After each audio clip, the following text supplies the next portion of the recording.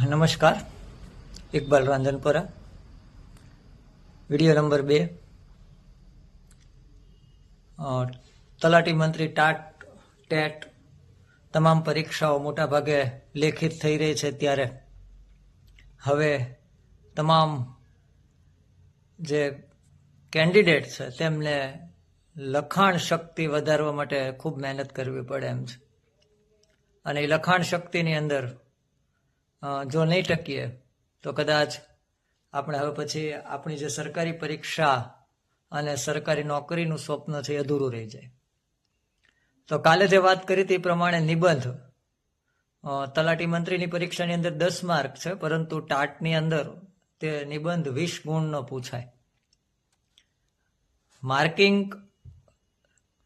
20 ગુણ કે 10 ગુણ હોય, લખાણ થોડુંક ઓછું થોડુંક વધારે હોય, પણ પદ્ધતિ તો એક જ હોય.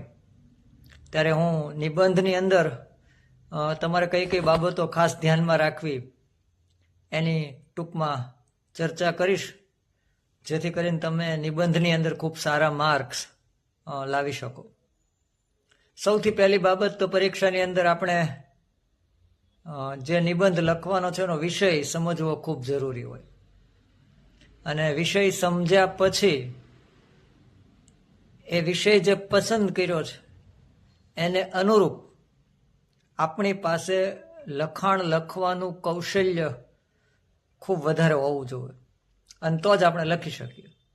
જો નિબંધનો વિષય પસંદ કર્યા પછી આપણી પાસે વિચારો જ ન આવે તે વિષયને અનુરૂપ, તો પછી આપણે એવા વધારાના મુદ્દાઓ લખવા બેસી જઈએ અને પાના ભરી દઈએ, અને પછી આપણને એમ થાય કે ઘણા બધા માર્ક્સ આવશે, તો એમ શક્યતાઓ નથી કે માર્ક્સ આવે.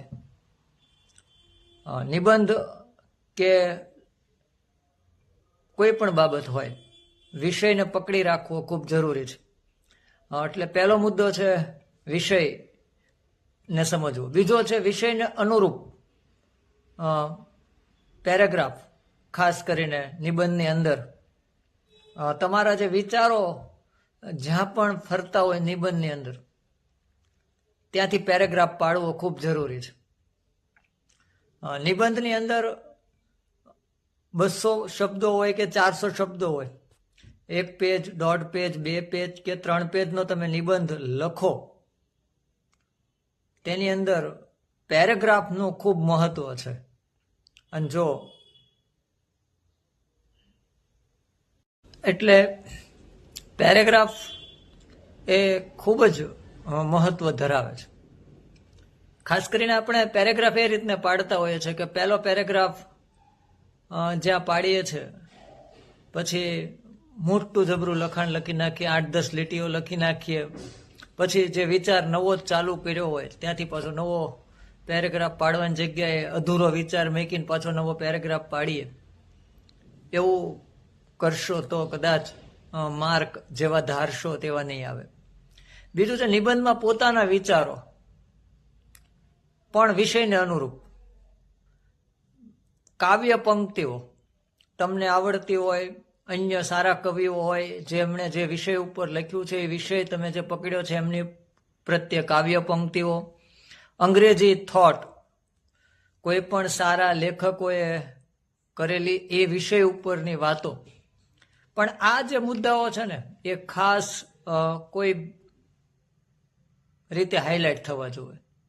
બ્લેક પેનથી લખીને પણ આ મુદ્દાઓને હાઇલાઇટ કરવા, અને મુદ્દાઓની અંદર ખાસ કરીને અવતરણ ચિહ્નો નો ઉપયોગ કરવો, ઉદ્ગાર ચિહ્નોનો ઉપયોગ કરવો, અને તો જ આ નિબંધ સારી રીતે લખાશે.